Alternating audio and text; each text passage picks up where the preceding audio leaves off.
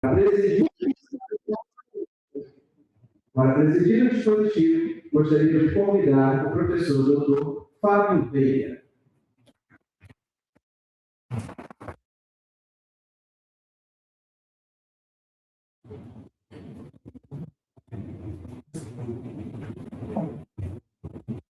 Para palestrar nesse dispositivo, gostaríamos de convidar o professor Alexandre Machado. O professor Alexandre Machado é advogado, pesquisador sênior em resolução de conflitos, com foco em direito energético, marismo e infraestrutura, doutor em mestre em direito ambiental internacional e também graduado em administração. Professor associado do Centro Estadual de Educação e Tecnologia, Paulo Souza. Para compor também este dispositivo na qualidade de palestrante, gostaria de convidar a professora Renata Balbino Nós Soares. A professora Renata é doutora da Universidade Presbiteriana Mackenzie e coordenadora do grupo de pesquisa Fashion Law da Universidade Presbiteriana Mackenzie. Uma palavra para o nosso presidente. Muito boa noite a todos. Boa obrigado. Nos conhecem na Europa. E bem-vindo aos que vêm depois dessa conferência no canal de YouTube. Nós estamos aqui no nosso quarto Congresso Internacional de Sustentabilidade e Direitos Fundamentais na Universidade da Amazônia. Também recebemos dois conferencistas dessas palestras plenárias, e depois temos aprendido muito com a nossa colega aqui na direita, a professora Alexandre Machado, que é um grande colega especialista em direito emergente, direito do ambiente, direito internacional do meio ambiente e dos transportes, e do nosso colega na execução também, a professora Renata Balbino, dentro da Mackenzie, que são muitos eventos e projetos internacionais, como aqui já tivemos também aqui em São Paulo, muitos casos mais. Os outros convidados, eles vieram do estado de São Paulo, chegaram ontem, aqui com bastante presidente, algumas vezes,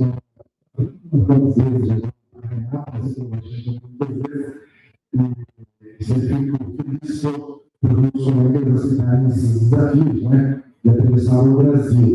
E um dos outros painelistas do Brasil veio de Foz do Sul, no Paraná, que é nesse lado, você teve mais tempo para chegar aqui do que hoje de Portugal até Belém. Belém é rápido, né?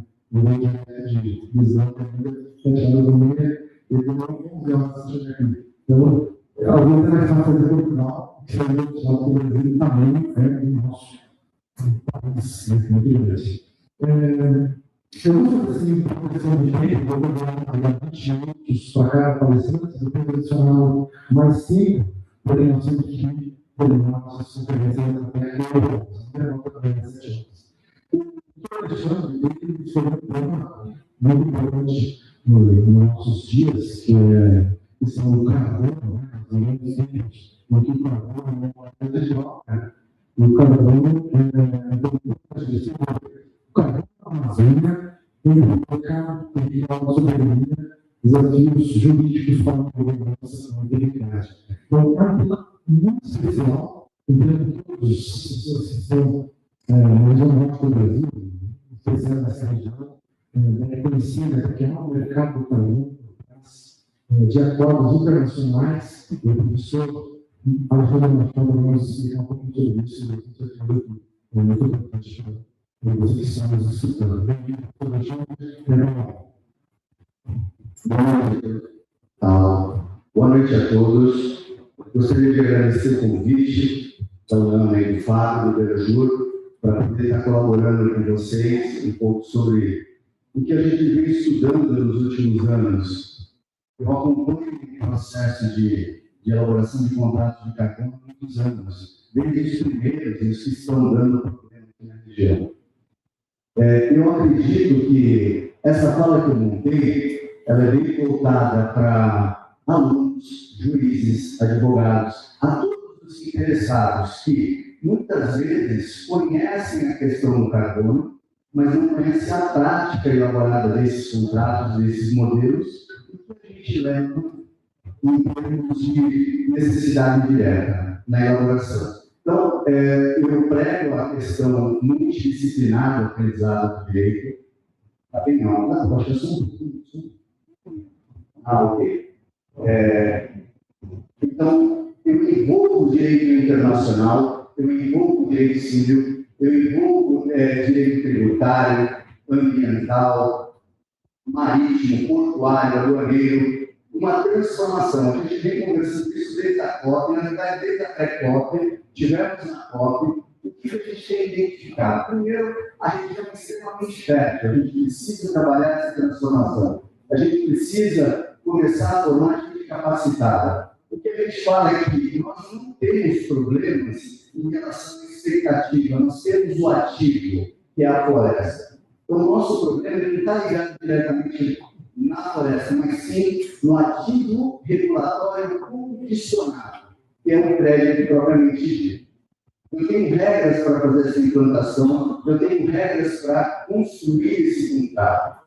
Então, as relações de negociação, elas acontecem muitas vezes com base em contratos internacionais, modelos internacionais aplicados ao Brasil. E aí se esquecem de questões naturais da própria região. Né? Como foi colocado aqui anteriormente, as comunidades locais, as prefeituras, o próprio Estado.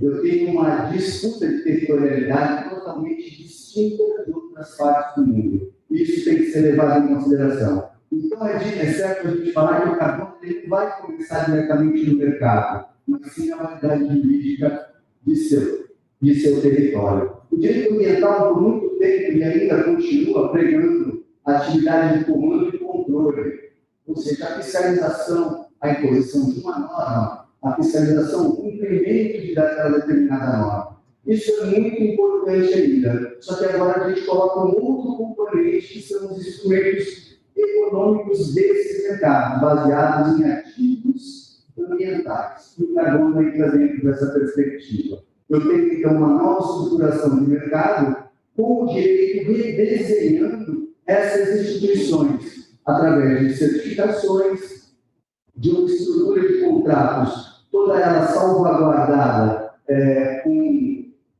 digamos, linearmente, com ações que devem ser checadas e verificadas. E muitas vezes isso não acontece na estruturação do próprio contrato. Então, eu tenho aí a 15.042 de 2024 um marco legal brasileiro, né, do Sistema Brasileiro de Comércio de Emissões. Então, crio um outro sistema concorrente. Então, eu tenho um sistema regulado agora, a partir de 2024. A gente acredita que dentro de 5, 6 anos ele esteja ativo. E aí sim, eu tenho controle estatal desse ativo. As coisas ficaram mais difíceis ainda para empresas e empreendedores, porém, para o mercado advocatício, isso deve ampliar de forma significativa. Até então, os contratos que nós temos hoje são baseados em voluntariado, né? É um mercado voluntário de carbono. Então, eu tenho certificadoras internacionais que certificam esse carbono para o próprio mercado. Isso foi flexibilizado por muitos anos, muitas dessas flexibilizações aconteceram aqui na região do Pará. Tivemos o Ministério Público do Estado movendo, né, buscando questionar crédito de venda no mercado futuro. Tivemos a ação do Ministério Público Federal, do Conselho do Ministério Público Federal Nacional, fazendo intervenção. Ou seja, é uma disputa nem mais bilionária, uma disputa bilionária desses ativos, que aconteceram há muitos anos atrás. Contratos sem supervisão, contratos sem respeitar condições mínimas de direitos humanos, e isso deve ser observado.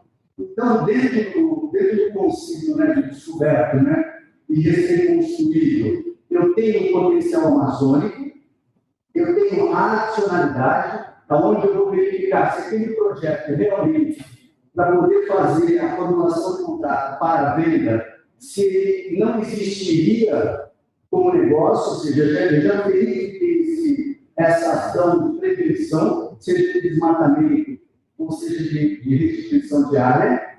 Eu vou ter ainda o MRV de uma estrutura probatória, que vai fazer todo o monitoramento, reportar e verificar se aquilo que está sendo feito realmente está sendo feito da forma correta. Esse MRV normalmente é feito por uma autoridade externa. Temos ainda a questão da permanência, que entra as cláusulas contratuais específicas, ou seja, de bunker, onde eu faço uma proteção desse crédito.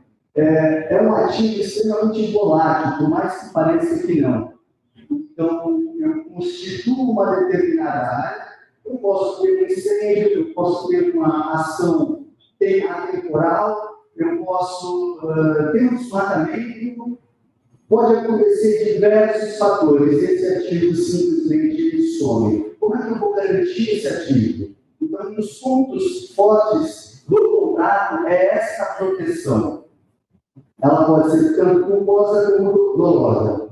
Depois eu vou ter a ausência de dupla montagem, que esse é um problema gravíssimo que nós temos, é a venda do mesmo ativo para mais de um país ou para mais de uma empresa, até que a gente consiga validar esse crédito.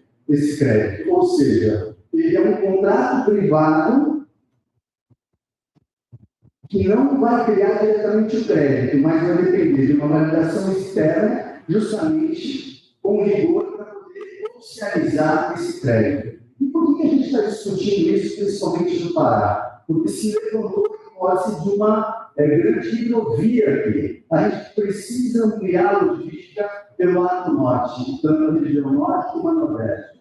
Eu tenho cláusulas de carbono impostas agora na União Europeia, seja ela no carbono transfronteiriço, seja ela no mercado de carbono, seja ela no combustível desses navios e até mesmo agora no afretamento dessas embarcações. Se eu consigo comprovar esse modal e reduzir essas emissões no processo de descarbonização, automaticamente eu melhoro a condição de manobrar este crédito e converter esse crédito para as comunidades, para as áreas extrativistas, para as prefeituras e mesmo para o Estado, para que seja reinvestido ainda mais nesse processo de conservação que melhora a qualidade de vida dessas pessoas.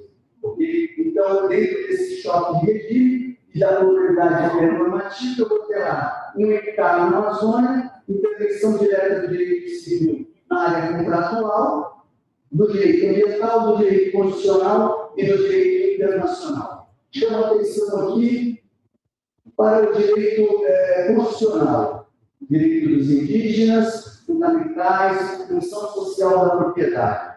Se ele não estiver altamente alinhado, esse crédito não é válido. Da mesma forma, o direito internacional. Eu tenho uma regra do Acordo de Paris, o artigo 6 do Acordo de Paris, e tem também a Organização Internacional do Trabalho 69, onde os povos devem concordar diretamente com aquele acontecimento, com aquela formulação daquele contrato, e elas devem ser beneficiadas com contrapartida, de alguma forma, direta ou indiretamente, pelos benefícios que serão, já que são eles que fazem esse regimento. O grande problema que a gente tem é a ilusão de titularidade automática. Isso aqui é muito comum. Estou lá há 40 anos, tenho o título da minha terra, só que eu tenho uma disputa territorial gigantesca. Eu tenho muitas vezes na mesma terra, uma terra federal, eu tenho terras particulares, tenho terras devolutas, de uma forma geral, com agentes extrativistas há mais de 40 anos que têm direito de posse sobre aquela terra. Eles precisam ser consultados, eles têm que receber uma contrapartida desses contratos. E isso hoje está sendo levado muito a sério, coisa que não era há 15, 20 anos atrás. Então, o título formal tem que precisar de uma análise de legitimidade, baseada no regime jurídico da área, direitos sobre os recursos naturais, sobreposição fundiária, comunidades nacionais e consulta prévia a estes povos. Ou seja, antes de discutir o preço ou comprar, verifique a legitimidade territorial. Se o território é seguro, o que a gente tem observado? A interferência direta. Então, eu sou um norueguês, eu compro uma grande área, tenho o título, a titularidade automática que me foi apresentada, simplesmente fiz o levantamento do crédito e depois eu descubro que eu tenho, dentro de uma reserva extrativista, eu tenho indígenas, isso pode ser totalmente desmontado, e deve, e cada vez mais isso está acontecendo lá fora. Então, eu parto aí um modelo de negócio jurídico funcionado justamente porque eu tenho todo um contrato tradicional para um contrato de carbono totalmente mais avançado, mais detalhado, mais produtivo e específico para este ativo. Por exemplo, quando a natureza da obrigação, ele tem uma condição suspensiva de emissão e registro. Quando na natureza da obrigação do contrato tradicional, é imediato e simples, compra e venda. Só isso já basta para alterar totalmente a relação jurídica. Ainda, dentro da arquitetura de risco, eu vou analisar o risco de emissão, o risco regulatório, o risco de integridade e reversão e o risco territorial. O que tem aparecido de mais problema, por exemplo, que a gente conseguiu identificar no Mato Grosso. Estivemos fazendo um trabalho lá, identificamos que grande parte de grandes latifúndios de plantação de soja, de forma até esquisita, não conseguiam provar titularidade definitiva das suas terras. Automaticamente não conseguiam negociar os créditos. Aí vamos fazer consulta às comunidades para identificar se há ou não aquele agente que a Constituição diz que que pretende aquela determinada localidade. Tá? Então, dentro do risco de emissão, eu tenho crédito projetado e não gerado, crio expectativa, mas não consigo entregar. Eu tenho risco de integridade e reversão, ou seja, o IRB é questionado por adicionalidades ou de incêndio, o risco regulatório, mudança de metodologia ou de norma e as próprias falhas mundiais. O direito inegociável dos povos das comunidades, livre, informado e prévio. Gente, isso tem dado mais problema dentro dos contratos de carbono, principalmente aqui na região norte. Justamente porque eu não posso fazer a consulta depois que eu fiz a negociação. Eu apresento a consulta para o mercado. Então, eu ainda estava conversando com o doutor Frederico hoje, falei, diversos contratos antigos, se forem levados a sério, eles podem ser questionados, todos eles. Justamente porque simplesmente deixavam de lado essas comunidades. E eles têm uma quarta parte. Eles merecem uma quarta parte. Porque, na verdade, quem preserva são eles. É de interesse, seja do extrativista, seja do indígena. Okay? Consultar não basta. Projetos legítimos exigem governança participativa, transparência e repartição justa de benefícios. Comunidades são sujeitas de direito e não obstáculos. Dentro do protagonismo das prefeituras, essa é uma teoria que eu trago um pouco a mais do que se estuda, a doutrina gosta de falar a nível estadual, eu prefiro falar a nível municipal, onde eu tenho aqui um agente direto de ordenamento territorial do solo, o responsável por acompanhar muitas vezes o licenciamento local e a gestão rural urbana, os conflitos locais, ele é o que pode agir para fazer essa mitigação, gerando conexão entre carbono e políticas públicas. Ou seja, o agente ele pode até não ser efetivamente o executor, mas ele é o que tem a capacidade local de fazer esse arranjo, e ninguém melhor de conhecer a região que o agente municipal. E muitas vezes, por um pouco mais, nós identificamos que 99% dos contratos realizados na região do Pará são feitos por escritórios do Sudeste, né? E muitas vezes baseados em contratos internacionais. Então, nós precisamos formar uma tropa. É legal que a gente está tendo um curso de direito, com uma visão multidisciplinar, com a visão estratégica. É uma oportunidade fantástica de negócio, de mercado, e outra, de respeito realmente à região amazônica. Talvez isso seja o mais importante. Por último, e não menos importante, a integridade internacional do artigo 6. Eu achei que vale a pena estar falando que é a correspondência ajustada. Então, quando a França manda dinheiro para crédito de carbono na nossa região, na região amazônica, de uma forma geral, ela precisa fazer um comunicado estatal pelo governo para que ele reequilibre, com base no acordo de Paris, no artigo 6, a quarta parte dele de emissões do IPCC, ou seja, nas emissões que ele registra. Senão, o que eu estou fazendo? Eu estou liberando um determinado crédito e não liberei dentro aqui do meu armário. Eu vendi e continuo com ele ali exposto. Eu tenho que fazer essa redução. Isso é importante. Por quê? Isso gera um diagnóstico de qual uso seria pretendido, se a autorização do país é superior ou não, e se ajuste correspondente. Esse crédito, ele pode servir para qualquer finalidade. O que é interessante do crédito? Ele pode ser vendido, ele pode ser trocado, ele pode ser compensado. Eu posso criar na região um banco de carbono e auxiliar as empresas fazendo compensação. Eu descarbonizo, por exemplo, faço uma ação de descarbonização no porto, ou em terminais, e esses terminais compensam o transportador marítimo. Tudo isso visando uma redução de carbono, de emissões, para que se torne mais barato negociar com a União Europeia. Para quem não sabe, para quem faz operações com a União Europeia, eu posso ter uma acréscimo de até 35% a mais no valor do meu produto. É muita coisa, somente em carbono emitido. Então, toda a cadeia de produção, ela passa a ser analisada na vertente de carbono. Então, a tendência é crescer muito as questões relativas à descarbonização. Então, quando eu crio um framework de governança com integridade, eu tenho segurança fundiária em primeiro lugar, sem território seguro, o crédito vai ser vulnerável, legitimidade social, consulta e participação, e integridade técnica, seja adicionalidade, permanência, seja proteção por cláusulas contratuais, NRV, verificação, segurança contratual, ou seja, todos os contratos devem ser condicionados a uma lei de risco, e por isso entra a questão estratégica, conhecer geopolítica, entender atrasos, como eles funcionam, né?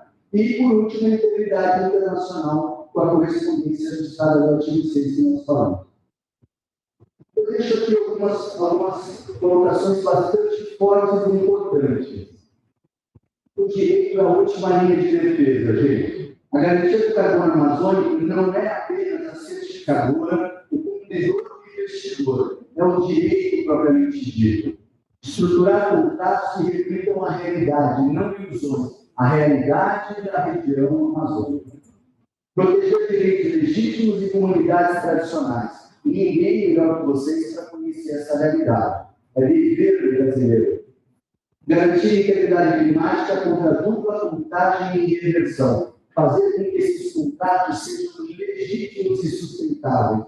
Eu consigo ajudar o meio ambiente, eu consigo ajudar os povos tradicionais, o município, o Estado, ou seja, o desenvolvimento do país de uma forma geral. O mercado de carbono na Amazônia não será definido por quem chegar primeiro, será definido por quem estruturar melhor a arquitetura jurídica de seu território. Então, eu preciso aprender e entender como isso funciona, como isso se estrutura. Só assim a gente vai conseguir aí uma resposta melhor no sentido mais amplo. Eu deixo algumas referências e deixo aqui no LinkedIn 2 e-books sobre o tema. São gratuitos, é só para qualquer coisa que vocês baixam, são de licença livre, ok? Um fala sobre as exportações brasileiras perante ao CBAE, o carbono transfronteiriço da União Europeia, que é uma outra linha de estudo minha, e o outro fala de crédito de carbono específico para advogados na região do Mato Grosso, onde a gente vai fazer um trabalho de conscientização, fazer uma coisa estamos fazendo outra com a ordem dos advogados lá. Isso ajuda bastante. Tem os meus contatos também, se alguém tiver curiosidade, dúvidas, se quiser conhecer um pouco mais a respeito do assunto. Muito obrigado, gente.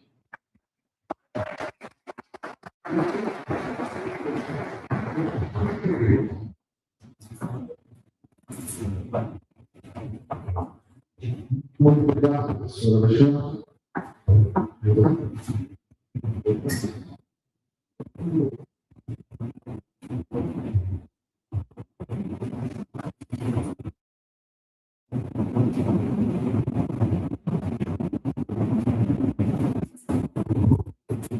Vou apresentar a professora Renata Beltrame, no nosso Soares, no nosso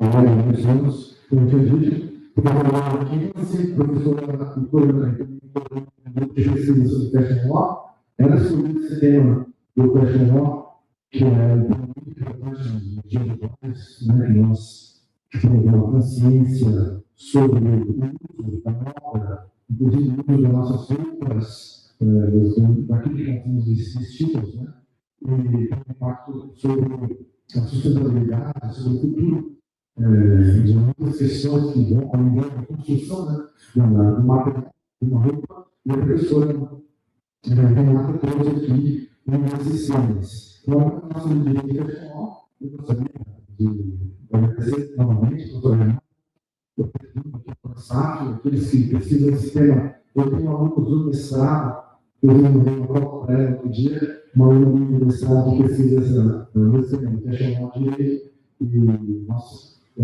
lá na Europa, diretivas, leis, né, que é uma desse assunto, e acho importante o nosso público aqui, eu constato que todos aqueles que vão ouvir a professora Renata.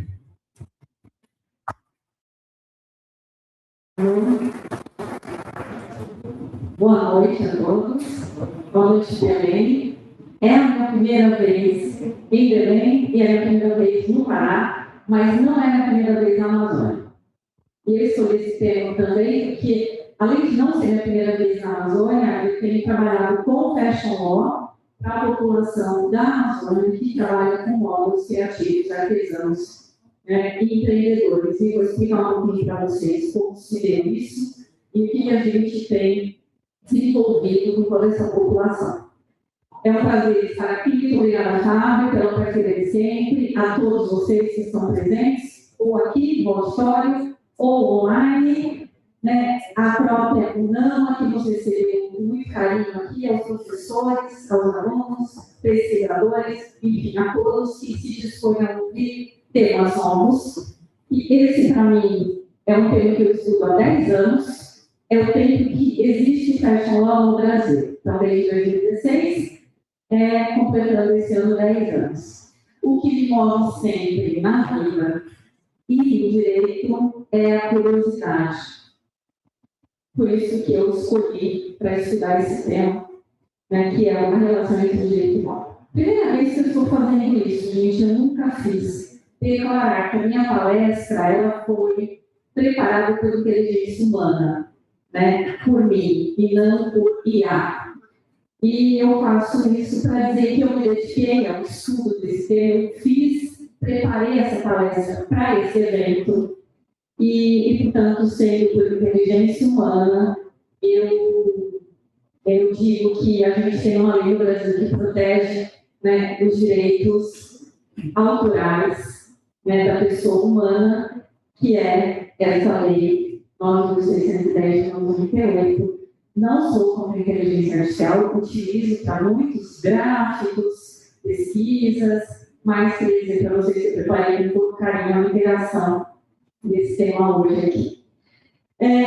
O que me move, como eu dizer para vocês, é sempre a curiosidade do direito. Eu tenho um amplo de pesquisa, então minha tese de doutorado no matriz em direito político-econômico foi sobre o controle do tabaco no Brasil e no mundo.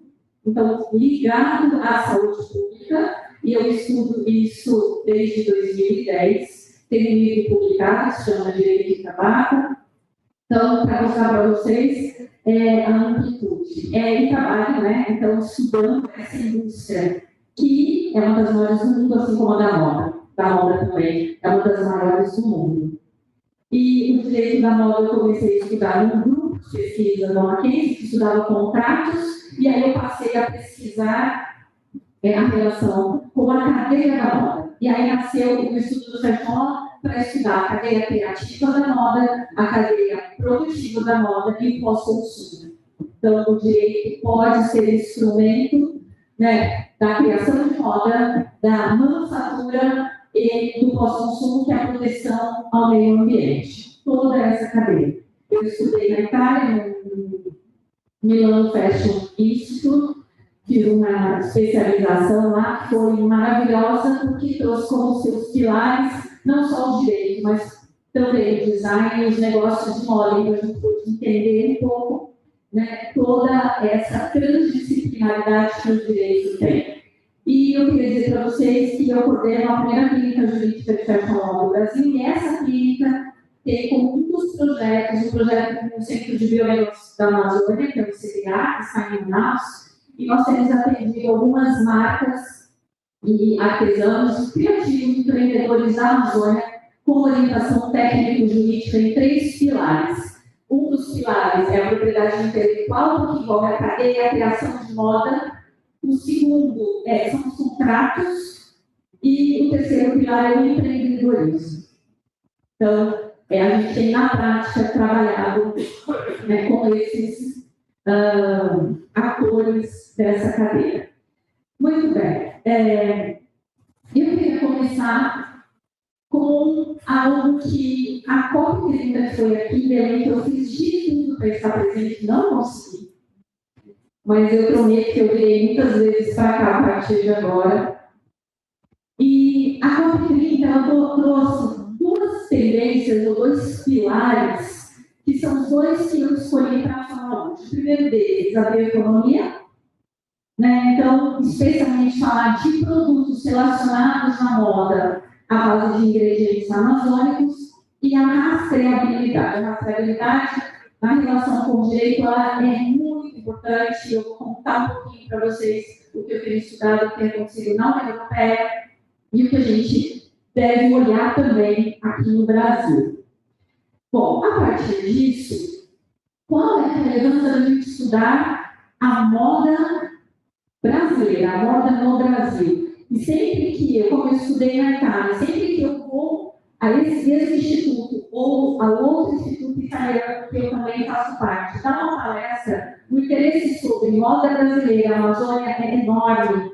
E eu sempre mostro esse slide, né, que tem dados relacionados ao Brasil. No Brasil, é a maior cadeia têxtil completa do Ocidente, desde a produção das fibras, como algodão, passando pela fiação, tecelagem, varejo, até chegar aos desfiles de moda. Então, eu selecionei aqui 2 termos importantes, que a gente falar da cadeia da moda, da produção dessas fibras, para a gente poder falar também da bioeconomia. Então, vamos começar com a cadeia da moda.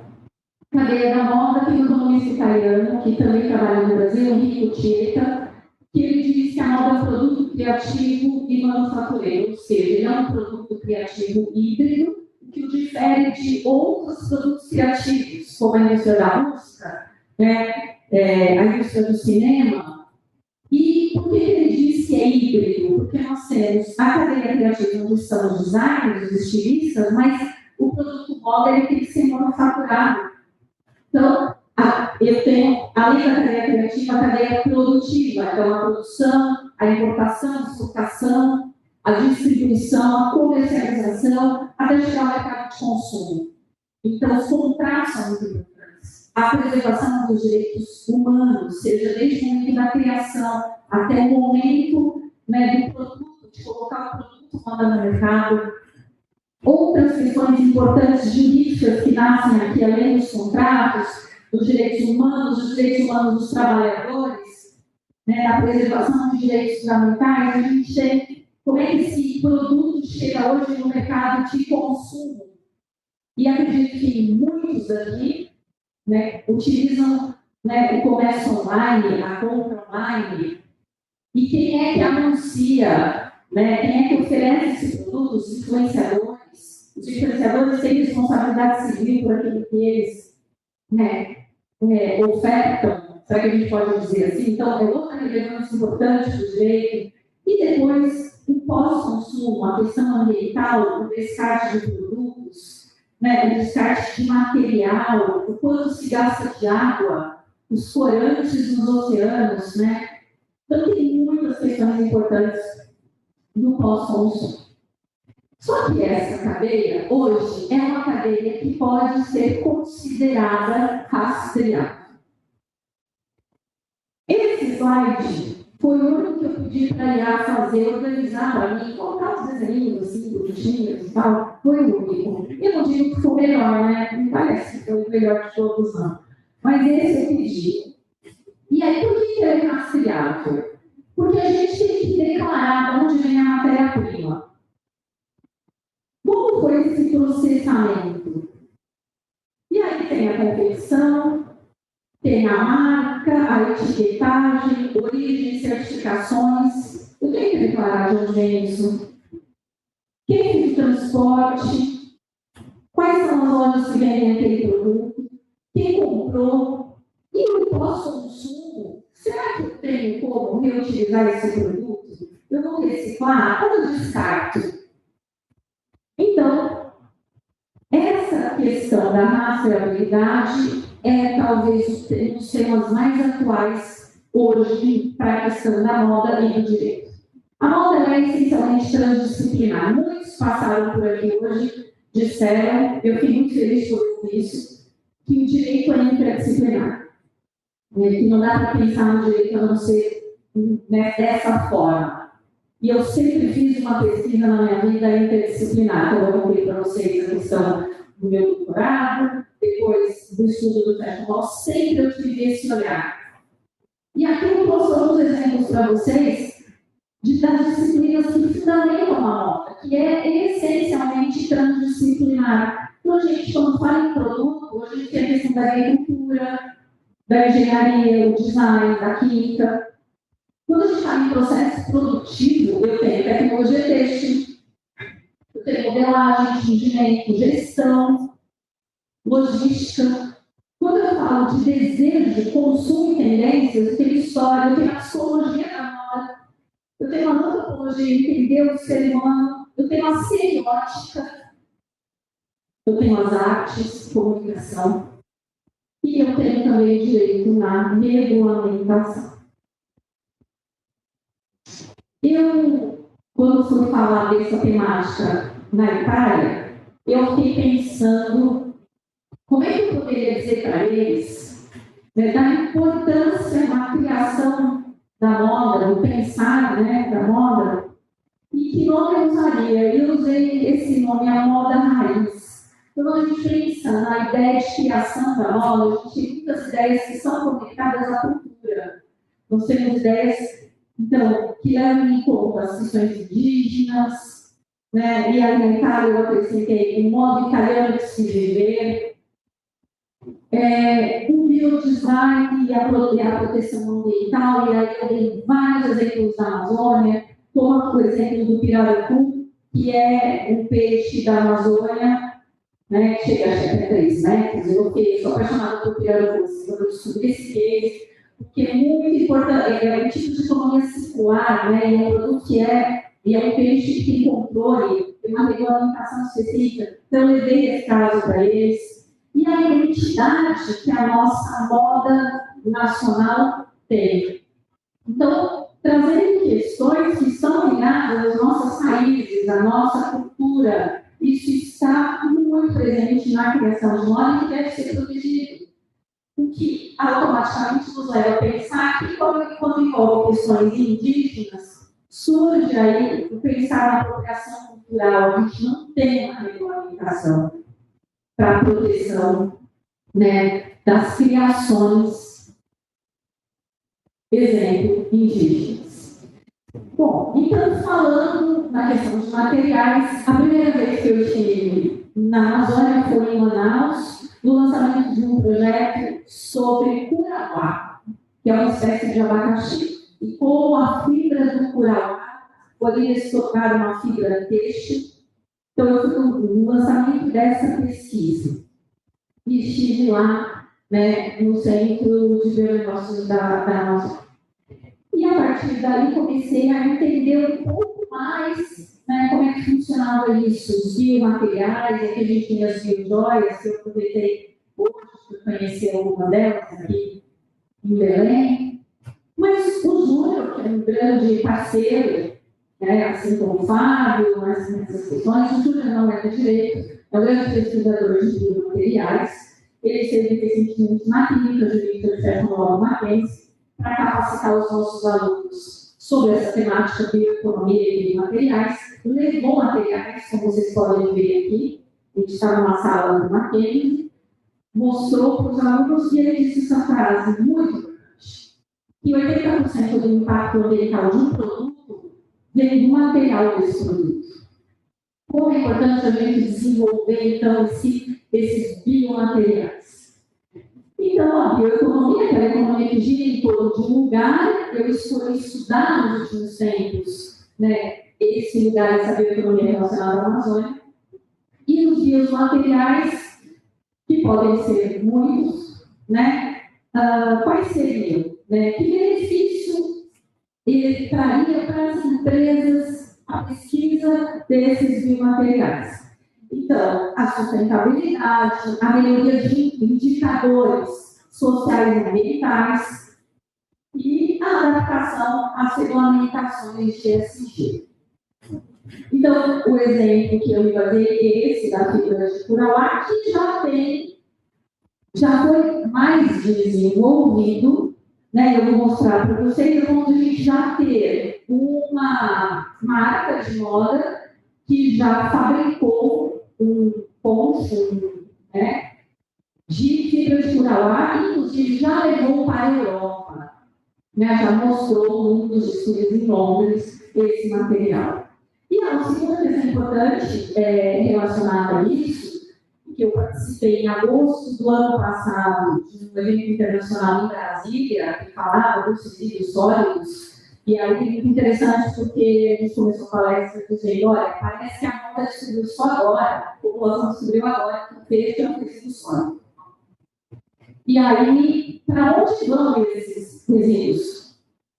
A gente tem, dá tempo de eu falar tudo isso para vocês, a gente estuda a pirâmide da moda e a gente tem na base da pirâmide o mercado de massa, onde fala fast fashion, né? Então, são as grandes marcas que como o Shein, fora do Brasil, na China, e no Brasil, os grandes redes que produzem produtos que têm um preço mais baixo, com uma criatividade menor, às vezes utilizando de cópias de outros produtos, e tem uma durabilidade menor. Mas quanto mais esse material, se a durabilidade é menor, a pessoa se desinteressa pelo uso dele, é um resíduo. Então, a gente tem, além dos resíduos sólidos no Brasil, inclusive fala de responsabilidade compartilhada, e compartilhada também com as empresas, com os consumidores. Então, a gente tem, né, é muito relevante a gente estudar essa temática.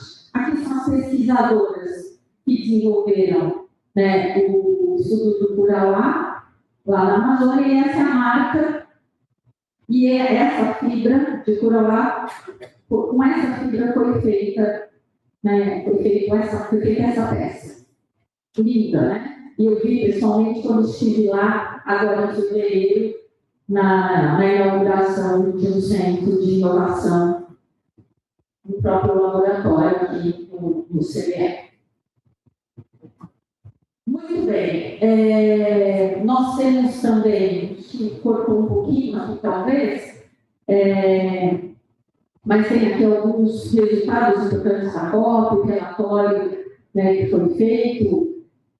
E depois todo mundo, eu também acessei por esse site, para vocês terem uma ideia de como isso está caminhando, né? E a segunda parte seria a gente falar sobre a rastreabilidade dessa cadeia.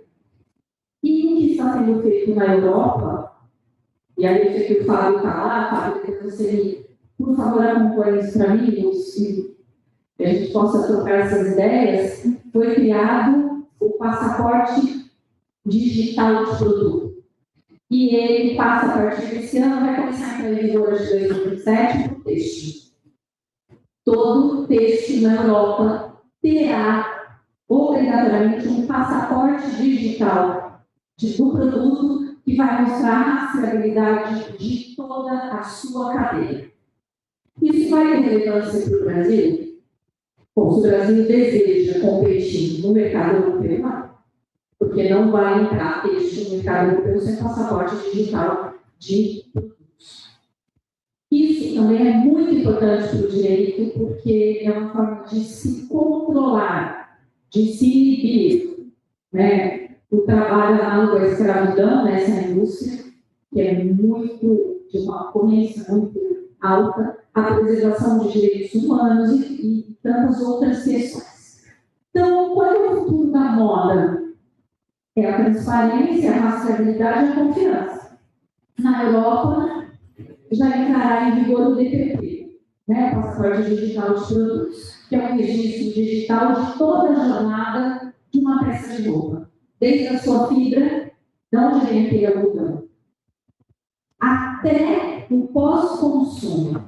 Ou seja, será obrigatório nesse passaporte digital de produto ofertar, possibilitar ao consumidor, inclusive, o conserto daquele, para que ele se mantenha em uso por mais tempo. Então, tem muitas empresas, inclusive, do mercado de luxo, que já estão entrando agora para esse setor. O passaporte digital de produtos, ele inclui quais são os materiais usados, as informações da cadeia de suprimentos, o impacto ambiental e as instruções de reparo e reciclagem. Geralmente, esse passaporte é acessado por um QR Code, que virá na etiqueta. Então, com acesso desse QR Code, você tem acesso a toda a cadeia. É rastreável, transparente, gerando confiança, que é o Código de Defesa do Consumidor, né, fala ao falar da boa-fé, né, sobre a informação, que a informação tem que ser clara, tem que ser completa, tem que ser de credibilidade, transparente. Né? Essa questão da boa-fé foi a minha dissertação de mestrado, também com a questão da boa-fé objetiva, da informação, da transparência, da confiança. E o direito, nisso tudo, como é que ele está envolvido, né, nessa questão? Bom, temos que olhar para o que está fazendo a Europa, porque o mercado brasileiro vai ser importante. Temos que desenvolver no Brasil projetos de lei, enfim. O CDC, que por enquanto é o que a gente tem que falar do princípio da transparência.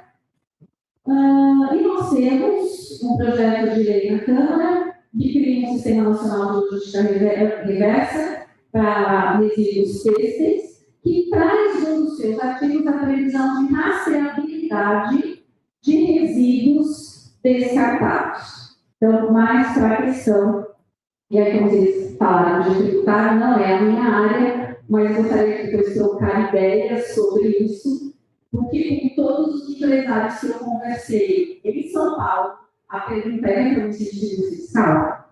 Todos, né? E aí é uma questão que eu acho que é muito importante até para a gente poder suscitar o interesse dessas pessoas, dessas empresas, em aderir a algo parecido no Brasil, seria esse passaporte. A rastreabilidade é muito importante, um mecanismo de efetivação de normas trabalhistas na cadeia da moda, porque uma vez que é rastreável, é muito mais fácil de evitar, né, qualquer problema relacionado ao trabalho, à escravidão. Então, isso também resolvia muitos problemas para a gente no Brasil. E aí eu elenquei algumas questões que eu entendi importantes da adoção desse passaporte. Então, além de aumentar a transparência, vai responsabilizar as marcas. É importantíssimo isso. Pode ajudar o consumidor a fazer escolhas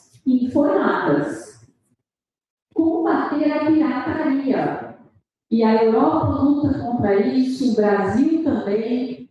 Então, a rastreabilidade ajudaria muito. Apoiar a revenda, o cuidado e a reciclagem. Isso ajuda no controle da preservação do meio ambiente. Praticamente eu apoio o produto ser reciclável, eu preparar o produto e não descartar no meio ambiente. Né? Os dados precisam ser autênticos, eu não posso inventar um dado. Né? Então, a veracidade dos dados. Fortalecer o relacionamento com fornecedores. Eu vou estar ligado àquele fornecedor, porque é o fornecedor que age corretamente.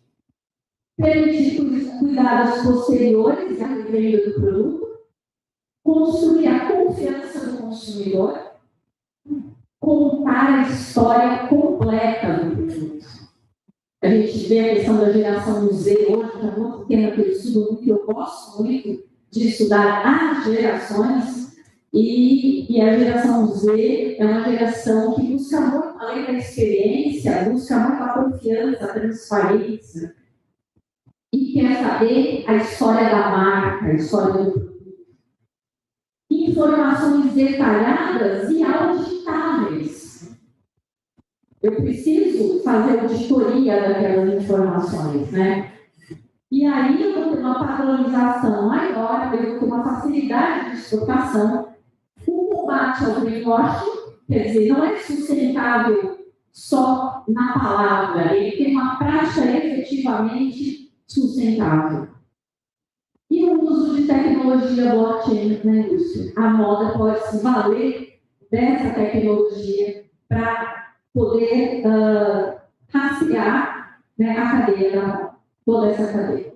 Eu trouxe 2 casos rapidinho. O primeiro, que é do Pedro Andrade. O Pedro é um brasileiro, ele tem algumas marcas, entre elas a Pierre, em São Paulo, e a marca Pedro Andrade, ligada ao streetwear, uma marca mais descolada. Ele ganhou um prêmio no ano passado de um grande nome, né, como criador de moda no Brasil, de moda masculina, e ele esteve no Paris Fashion Week. Foi a primeira marca masculina a desfilar no Paris Fashion Week. Mas por que ele foi para que foi o desfile dele? Porque ele criou também, eu acho incrível isso, e vou mostrar para vocês, uma jaqueta feita com uma fibra que tem um código binário. E esse código é possível você rastrear a roupa. Quem desenvolveu essa técnica é uma engenheira têxtil, a Micheline. Essa foto é da Micheline no evento que nós fizemos no Mackenzie, na Semana Jurídica em novembro, num painel sobre rastreabilidade. Eu levei a Micheline, ela é a criadora desse fio, que foi confeccionado na jaqueta da marca do Pedro Andrade. E quando você coloca uma luz, você consegue verificar e rastrear e verificar a sua autenticidade. É um tecido inteligente, com código binário, que pode ser lido por um aplicativo e armazena dados de produção no blockchain. Isso garante a transparência e a rastreabilidade. E atende, ao mesmo tempo, esse produto, os requisitos do passaporte digital. Ela e ele, por coincidência, né, acabaram de ganhar um prêmio em São Paulo. Eu vou mostrar isso para vocês. Ela no setor de inovação e ele no setor de criação de moda. Ela tem uma empresa que é a R9, que é uma startup, para contar como ela desenvolveu, né, essa tecnologia no fio binário, no código binário. Os 2 ganharam um prêmio semana passada em São Paulo.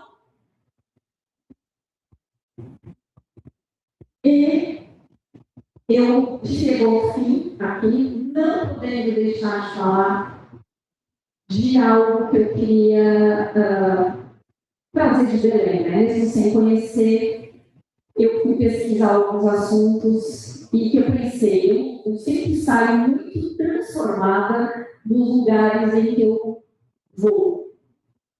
E eu pensei, como é que eu expresso isso para essa plateia?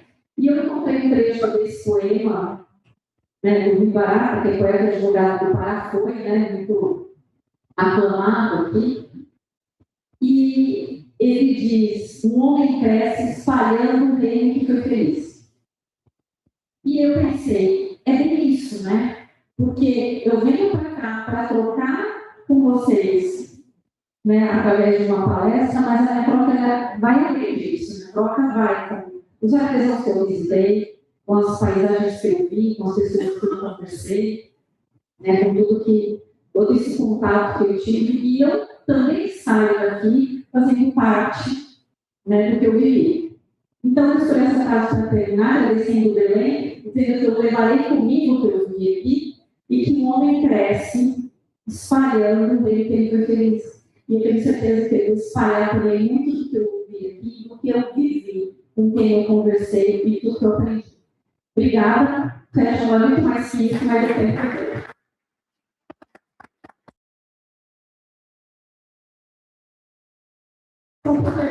quem quiser fazer uma citação do que eu falei, eu sempre trago como é que a gente cita uma informação verbal, porque como eu venho com muitos alunos em trabalhos acadêmicos, sempre é uma preocupação deles. Então, a gente pode citar dessa forma: palestra, ministrada, aula ministrada, em tal lugar, como informação verbal. Deixo o meu contato, deixo o meu Instagram, que é o Festival Mackenzie, também o Instagram do Observatório de Pesquisa Internacional de Moda que eu criei, e o meu LinkedIn é com o meu nome, Renata Paulino Mendes. Obrigada.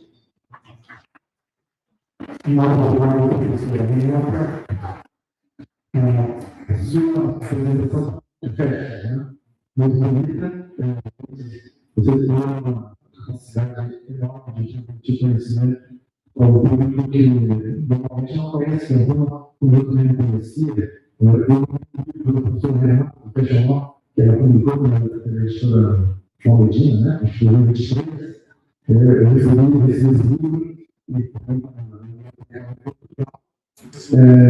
é um tema que, como pesquisador do direito empresarial, às vezes acaba tocando. Por isso que nós fazemos o nosso mestrado, o nosso regional, e é importantíssimo nos nossos virtuais. Eu conecto também com o tema do professor Alexandre Machado, que fala do mercado carbono, e lembrando que o mercado carbono, hoje, nós vivemos, é imprescindível para os países desenvolvidos, né? Por uma cooperação com os países como o Brasil, com a necessidade de fazer compensações do mercado carbono.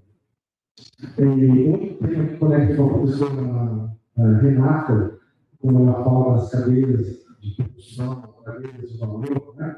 Que aquele produto que é desenvolvido, criado em um país, mas que usa partes ou mesmo a produção é feita em outro país, nós temos hoje um regimento, uma disciplina legal na Europa, que vai diretamente de encontro com o que a professora Renata disse, em que há uma responsabilização de manter devidas diligências, né, principalmente na EMA, sobre a sustentabilidade na cadeia de produção, que afeta trabalhadores, afeta o meio ambiente, afeta segurança, saúde das pessoas, etc.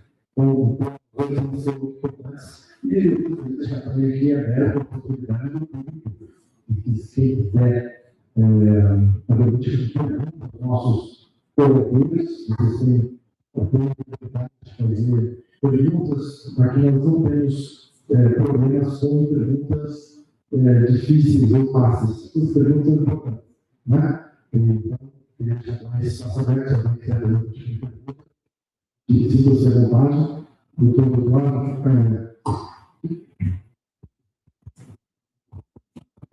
Primeiro, eu quero parabenizar o Interju pelo evento. É a primeira vez que eu vou a Belém também, uma alegria conhecer essa terra, com muita cultura, muita história, com a minha Bahia também, como seguro, traz a história viva, né? E parabenizar os palestrantes, professora Renata, e indagar a professora Renata com essa integração do Mercosul com a União Europeia. A senhora acredita que virão essas normas terão mais facilidade no Brasil adotar esse tipo de rastreabilidade que a senhora comentou aí. Será uma coisa inevitável para o Brasil, já que o Brasil agora passa a ser o Mercosul, no caso, não só o Mercosul, só o Brasil, mas o Mercosul, passa a ser peça importante para o direito da moda, e principalmente dos produtos que virão da União Europeia para o Brasil, do Brasil para a União Europeia, para ficar mais fácil de esquecer.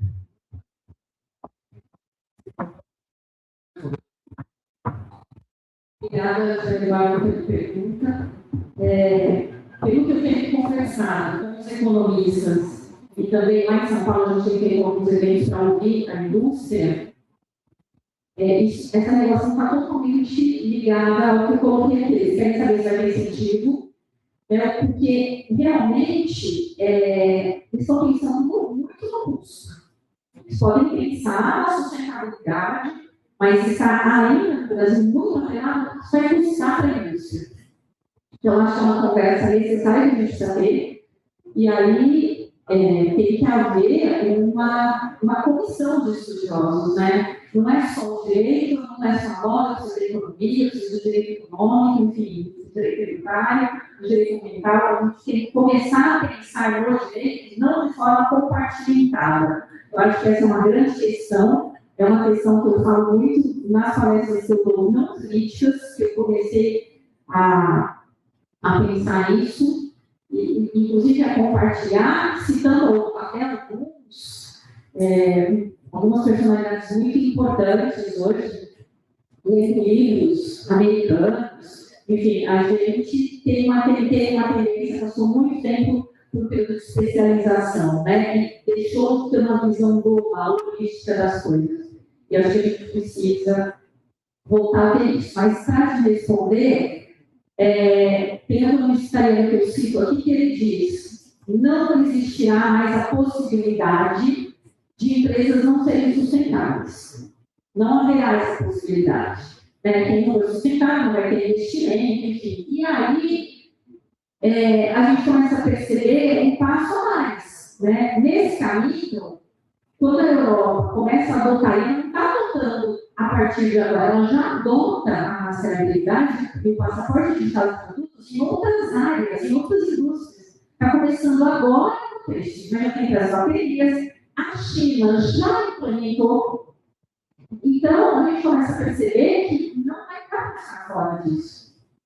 Então, como é que o Brasil vai fazer para implementar? Nosso direito, eu vivo no momento agora que eu me associei a alguns designers, algumas estudiosos de outras áreas, para pensar conjuntamente nessa solução e conseguir levar para esses empresários, né, uma resposta que eu não tenho ainda, mas são eventos como esse, em que a gente tem profissionais e pensadores, pesquisadores de outras áreas, que a gente pode desenvolver dar um passo a mais. Então, minha resposta é: acho que é inevitável, eu acho que o Brasil ainda vai demorar para conseguir implementar, pensar sobre isso, mas eu acho que é inevitável. Talvez pelo Mercosul seja um caminho mais fácil.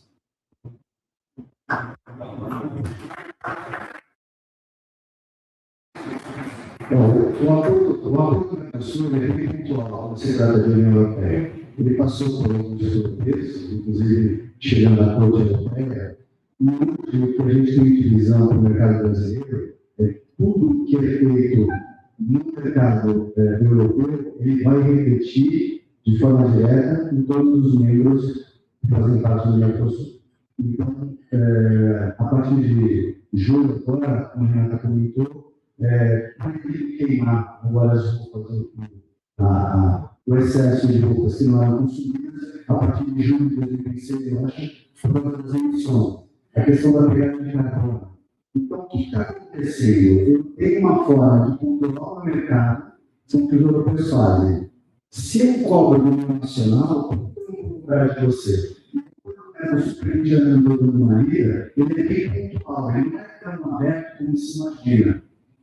No mercado de energia, por exemplo, de commodities, eu posso ter um valor agregado de até 18% nas edições associadas, tornando os produtos bem mais caros. é uma forma de contrapartida. Os indianos tentaram, os russos tentaram junto ao OMC e não conseguiram reverter o acordo, ou reverter essas cláusulas ambientais. Então, como eu tinha comentado, eu discuti neste evento a questão do acordo do Mercosul dentro do mercado de energia. Então, o que a gente tem acompanhado é justamente isso. Se eu aplico o meu nacional, automaticamente, se você quer negociar comigo, você tem que cumprir a norma.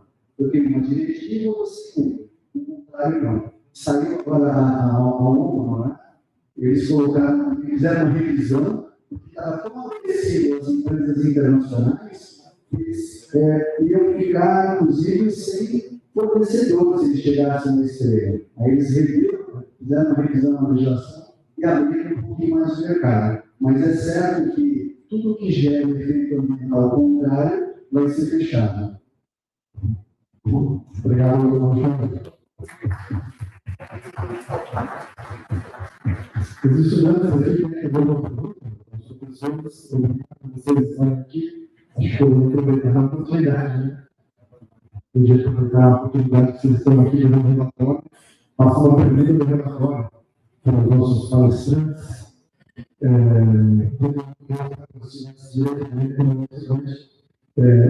Nós temos uma igreja uma só. Então, vocês devem ter 5, 6 anos, né? Então, aproveitei esses congressos, aprendi muito.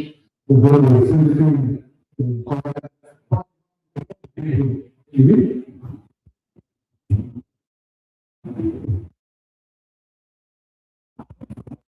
Boa noite, palestrante, boa noite a todos.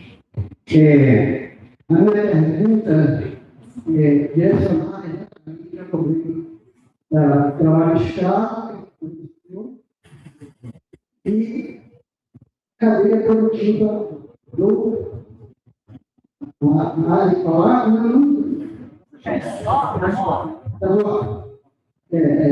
Manaus, correto? Então, geralmente, eu percebi que tem muitas associações. Uma associação que faz manufatura, digamos, aquela roupa, uma associação. A associação tem produtor de novo. Ela escapa o pode o trabalho institucional. Todos os associados participam da manufatura do texto do estúdio, a venda, o estigma. Como é que se faz isso? Não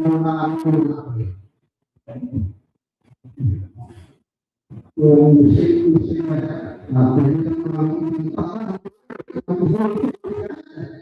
então, existe a sociedade fica pensar e não tem direito socialmente pela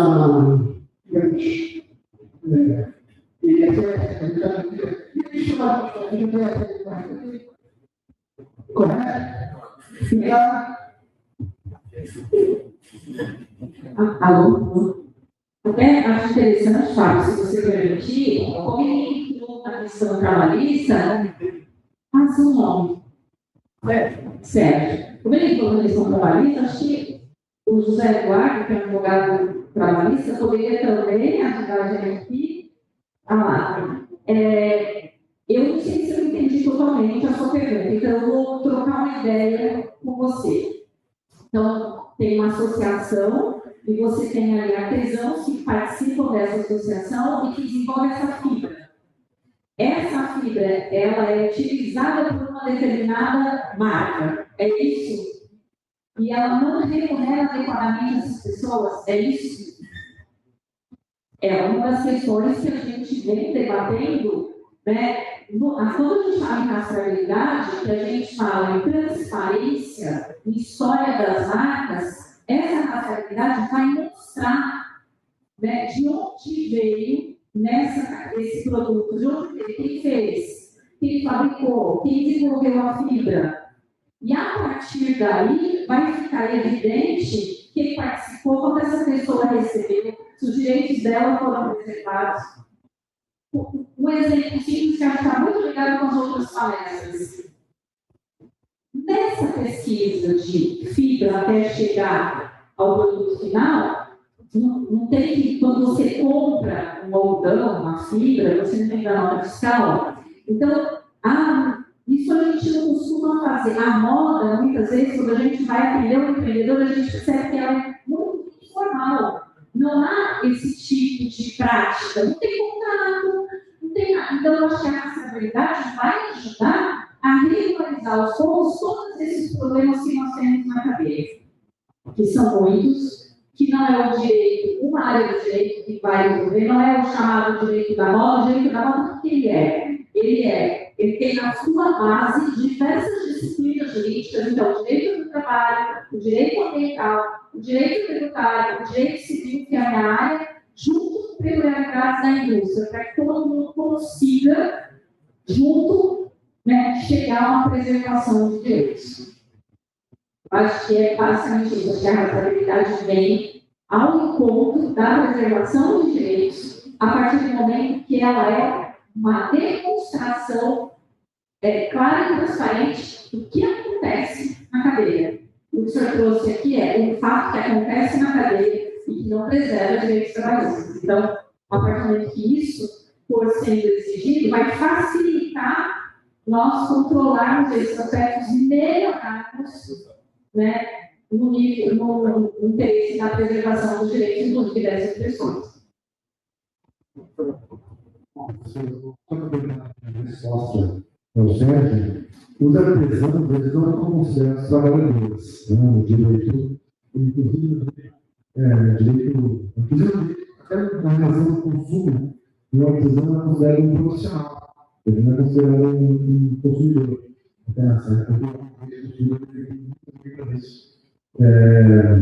Por exemplo, quando nós assistimos um produto, eu compro uma loja, eu sou vulnerável, porque eu sou consumidor.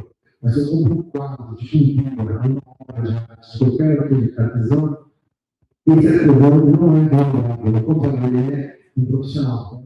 Eu penso nas comunidades, os artesãos são cooperativa, trabalhando em conjunto, é um trabalho, né? Em cooperativa, não é uma mão de obra no sentido de subordinação integral. Tem que seguir regras de subordinação, né? Que são as regras básicas do direito normal. Por isso que eu percebo, talvez a sua pergunta é, esses artesãos estão sim trabalhando no sentido de fazer algo para ter uma alimentação? Sim. Mas dentro da regra jurídica do direito laboral, eles não têm nenhum tipo de obrigação com algum patrão. Então, eles têm um benefício para o programa. O que poderia haver para ajudá-los era algum tipo de organização, uma organização, umas associações, né, que eles fazem parte, que melhor poder de negociação, pelo apoio jurídico, pelo apoio do município, do próprio nome do consumo, como exemplo, e nome do consumidor. Vocês fazem uma relação com a empresa, não é mais uma relação de consumo, é uma relação contratual, direta, entre as partes equilibradas, sem contrato. Mas talvez era mais importante ter um apoio, talvez o município, algum setor do Estado, pudesse dar garantias de que eles estavam a negociar um valor mais justo.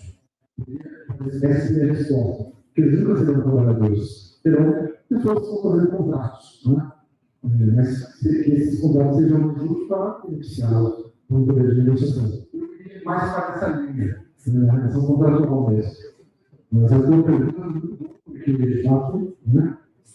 Mas é uma pergunta boa, você conseguiu fazer uma informação que pode ser considerada como trabalho escravo, mas por direito não é, ainda não é. Salvo se a empresa profissional vai ser cobrada por eles. Mas pelo que eu vejo, não é por aqui, né? As empresas adquirem associações de artesãos, então não é trabalho escravo.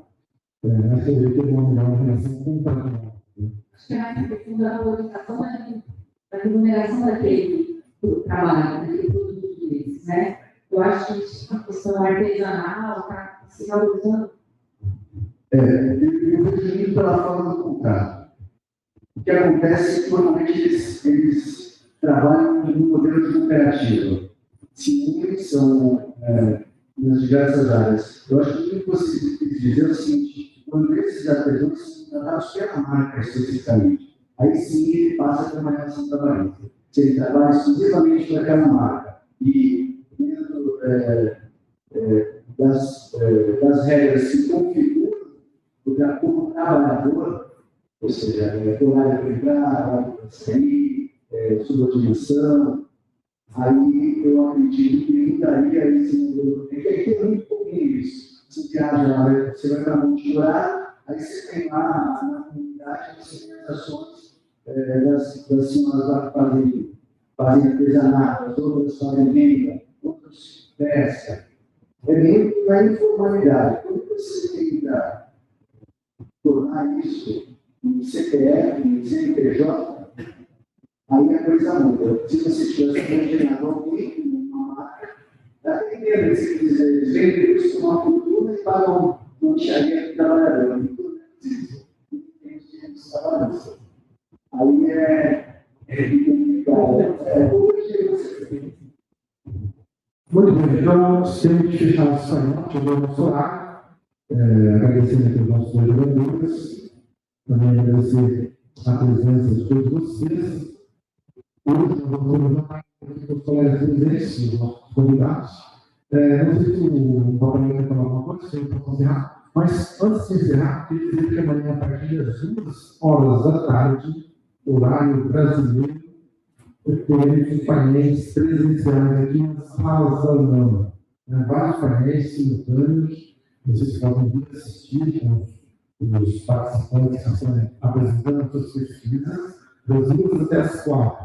E depois das 4 horas, aqui nesse auditório, teremos palestras plenárias, perguntando das 4 horas até as 7, entre 4 e 7. Às 6 horas, eu vou falar. Excessivo. Aqui, quem puder vir às 6 da tarde, eu vou dar continuidade ao tema que falou a professora Renata e falou um pouco do professor Alexandre sobre a diagnóstica na cadeia do valor. Eu vou falar um pouquinho mais do processo legislativo europeu, porque o legislativo europeu mudou completamente a sua visão na construção das leis de proteção da sustentabilidade. Mudou agora, em 2 anos. Eu vou falar sobre esse processo, vou falar do nome político, do legislativo geral europeu. Eu tenho convite, eu tenho pesquisado sobre esse assunto. Eu acho que é importante também para vocês aprenderem como que é a visão, a mente do legislador europeu, com a experiência de 27 países na construção das normas. Todos nós temos aqui 16 estados do Distrito Federal, a Europa tem 27 países, 27 parlamentos pressionando o parlamento para a criação de normas. E nós vamos falar um pouco sobre isso amanhã. Então, eu agradeço a todos, esperando vocês aqui. Obrigado.